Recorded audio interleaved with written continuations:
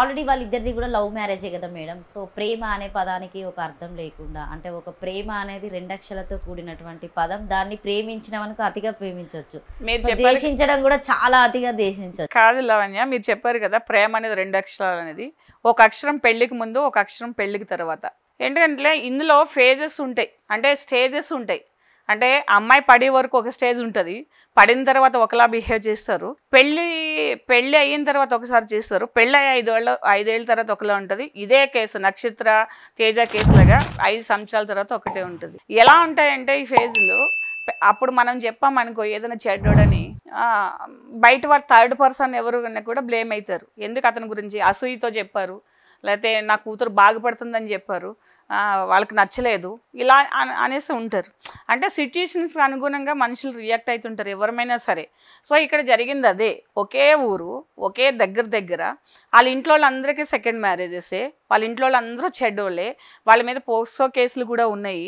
So అన్నీ తెలుసు, నువ్వు తెలివైన అమ్మాయివు, నీకు పెళ్ళికి ముందే కండిషన్స్ పెట్టాడు, మరి నువ్వెందుకు ఒప్పుకోవాలి? అంటే మనం ఏం చెప్తామంటే ఆడపిల్లలు సెన్సిటివ్, తొందరగా నమ్మేస్తారు, తొందరగా వాళ్ళు ఏంటి స్టెప్స్ తీసుకుంటారు, వాళ్ళ నమ్మకం అమ్మాయింది అని. అంటే మనం పాతని చెట్టుని బట్టే విత్తనాన్ని బట్టి చెట్టు వస్తుంది, మనం పోసిన నీరుని బట్టే ఆ చెట్టు పెరుగుతుంది. సో మనం చూసేసుకున్న పర్సన్ని బట్టే మనము దానికి తగిన ప్రతిఫలం బేర్ చేయాలి.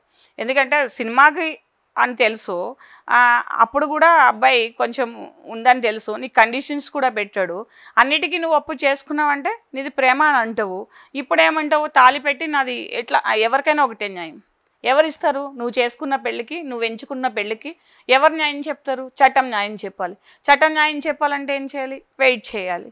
సో నువ్వు మెంటల్గానే ఫీల్ అవ్వుకుంటూ, నువ్వు ఫ్రస్ట్రేషన్ తీసుకుంటూ, ఏ అమ్మాయికైనా ఈ వీడియో ద్వారా ఒకటే చెప్పేది ఒకటే, ఓకే ఇలా చేయడం వల్ల మానసికంగా మీకు ఒక స్ట్రాంగ్నెస్ రావచ్చు, అదే నేను సాధించాను, ఇతను బయట పెట్టాను, ఇతను తప్పులు బయట పెట్టాను అనేసి ఓకే, అది చట్టానికి కూడా కొంచెం సపోర్ట్ అవ్వచ్చు, అంటే కేసుకు కూడా కొంచెం సపోర్ట్ అవుతుంది.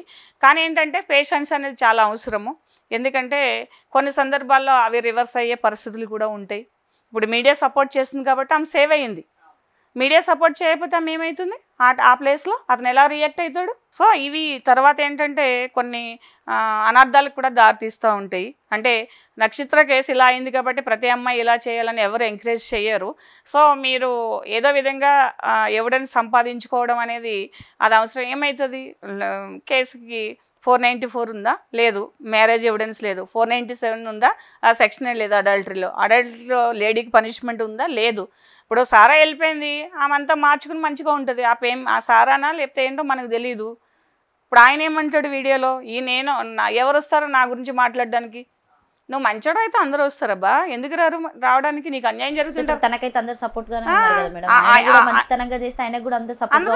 ఉంటారు. ఇప్పుడు నీకు అక్కడ డాటర్ ఉన్నది, వెళ్ళిన డాటర్ని దగ్గర తీసుకున్నావా? కెమెరాస్ ఉన్నాయని నీకు తెలియదు. సో నీ రియాక్షన్ ఎట్లా ఉంది, నీ హెయిర్ స్టైల్ ఎట్లా ఉంది? హీరో, నీకు నువ్వే హీరోగా డిక్లేర్ చేసుకోవడం కదా, హీరో లక్షణాలు కూడా మనిషిలో ఉండాలి. మేడం ఏంటంటే మనం చూసినటువంటిది వీడియోలోనే చూడడం జరిగింది. ఎందుకంటే ఆమెను నెట్టేయడం, కొట్టే విధానమైనా కూడా. సో తేజ అనే వ్యక్తి ఆమె దగ్గర సైకోగానే బిహేవ్ చేసిండు. సో అలాంటి వాళ్ళకి లీగల్గా ఎలాంటి పనిష్మెంట్ ఉంటుంది? ఇప్పుడు సైకోగా బిహేవ్ చేసినా, ఇంటెన్షనల్లీ బిహేవ్ చేసినా క్రూయాలిటీ కిందే వస్తుంది, క్రూయాలిటీ గ్రౌండ్లోనే వస్తుంది. ఆమెకి ఏమైనా దెబ్బలు ఉండి ఇక్కడ ఏదో పెట్టారు అలాంటివన్నీ ఉంటే 324, 323 అలాంటివన్నీ పెడతారు. సో ఆమె అసలు ఆ ఎఫ్ఐఆర్లో ఏమేమి సెక్షన్స్ వేయించారు అనేది దాన్ని బట్టి ఆయనకి పనిష్మెంట్ ఉంటుంది.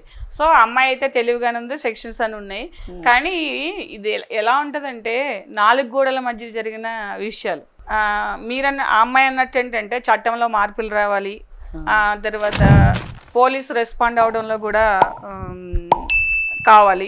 ఎందుకంటే పోలీస్ రెస్పాండ్ అవ్వడం కూడా అవసరమే. అంటే ఇమీడియట్గా ఫ్యామిలీ మ్యాటర్లో ఇమీడియట్గా రెస్పాండ్ ఒక కానిస్టేబుల్ వచ్చాడు, ఒక కానిస్టేబుల్ వస్తే ఇంత గొడవలో ఆయన అందరినీ ఎలా హ్యాండిల్ చేయగలుగుతారు జనరల్గా? ఇదేమీ సినిమా కాదు కదా. సో కొంచెం వచ్చి వాళ్ళని భయపెట్టి అమ్మాయిని కూడా కొంచెము స్ట్రిక్ట్గా ఇది చేసి మధ్యలో వదిలేశారు ఆ అమ్మాయిని. పెళ్లి కావాల్సిన అమ్మాయి లేకపోతే ఇన్ఫ్లుయెన్స్ ఉన్న అమ్మాయి అని అంటే ఆ అమ్మాయికి కూడా భయం ఉండాలి కదండి. కొంచెం పోలీస్ స్టేషన్లో 1 గంట కూర్చోబెట్టినా, కౌన్సిలింగ్ చేసినా, ఏది చేసినా ఇలాంటి విషయాలు ఇన్వాల్వ్ కావద్దని చెప్పేసి ఆయనకి ఏముంటుంది, ఇప్పుడు అంతా అలచేలు అవుతుంది, రేపు చల్లబడిపోద్ది, రేపు ఇంకో ఇష్యూ వస్తుంది. ఆయన అంటున్నాడు నేను కేసులు వేస్తా, నేను చూస్తా, నేను అది చేస్తాను, నా ప్రైవేట్ ప్లేస్లోకి వచ్చారని అంటే మాటల ఒక వర్క్నే. ఎందుకంటే మీడియా ముందు డిఫెన్స్ తీసుకోవడానికి ఏదేదో మాట్లాడుతున్నాడు. అవన్నీ బేస్లెస్ ఎలిగేషన్స్, బేస్లెస్ ఛాలెంజెస్ కూడాను. చేసేవాళ్ళు ఉంటే అప్పుడే వెళ్ళి తీసుకోవచ్చు కదా. నిన్నటి వరకు ఎందుకు వెయిట్ చేయాలి? మరి కంప్లైంట్ ఇచ్చి వైఫ్ని తీసుకెళ్ళి పోలీస్ స్టేషన్లో కూర్చోబెట్టవచ్చు కదా. ఇప్పుడు వాళ్ళకి తెలుసు, ఎందుకనంటే చట్టం అంత తొందరగా ఏమీ పనిష్మెంట్లు ఇచ్చేది, టైం పడుతుంది, కొంచెం చల్లారిపోతుంది, అప్పటికి అన్నీ కామ్ అయిపోతాయి. మళ్ళీ ఎమోషనల్ బ్లాక్మెయిల్, నా కెరియర్ని పాడు చేసేస్తారు మీరు అని చెప్పేసేసి. ఒక చిన్న పిల్ల కెరియర్ పాడైపోయింది అక్కడ.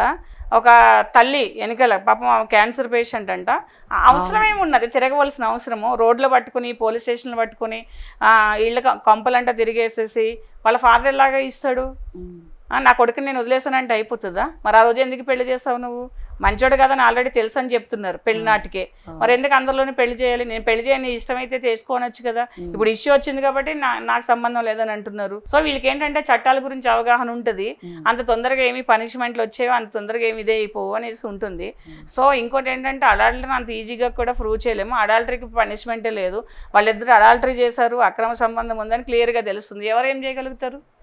సో అది ఎథిక్స్కి సంబంధించింది. దాన్ని బట్టి ప్రజలు నేర్చుకోవాల్సింది, చూడవలసింది, తెలుసుకోవాల్సింది ఏంటంటే మనుషుల్లానే బిహేవ్ చేయాలని. అంటే మనకి బలం ఉంది, హైట్ ఉన్నాము, కలర్ ఉంది, అందం ఉంది, ఏజ్ ఉంది, డబ్బులు ఉన్నాయని ఇష్టానుసారంగా బిహేవ్ చేస్తే ఎక్కడో దిక్కున పడతారనేసి అందరూ నేర్చుకోవాలి. నెగిటివ్ కామెంట్స్ పెట్టి అతను సపోర్ట్ చేసి ఈమెను సపోర్ట్ చేసి మనం ఆనందం పొందడం తప్పిస్తే అక్కడ వాళ్ళకి అయ్యే లాభాలు ఏమీ లేవు. సో ఈ వీడియోలు మనం ఎందుకు చేస్తామనంటే ఏదో అవేర్నెస్ రావాలని చేస్తాం. అవేర్నెస్ వచ్చి అమ్మాయిలు కూడా ఏంటంటే జాగ్రత్తగా వ్యవహరించి ఎవిడెన్సెస్ సంబంధించి కోర్టుకి ఇస్తే మాత్రమే, మీరు ఛాలెంజింగ్గా ఉంటే మాత్రమే కేసులు గెలవగలుగుతారు విక్టిమ్ గర్ల్స్. సో మాకేం తెలీదు, మాకేం చేయదంటే దీన్ని బట్టి కూడా కొంతమంది అంటే ఇలా చేయమని కాదు, కొన్ని సాక్ష్యాలు సంబంధించి కోర్టుకి ఇస్తే డెఫినెట్గా న్యాయం అనేది కోర్టులో జరుగుతుంది.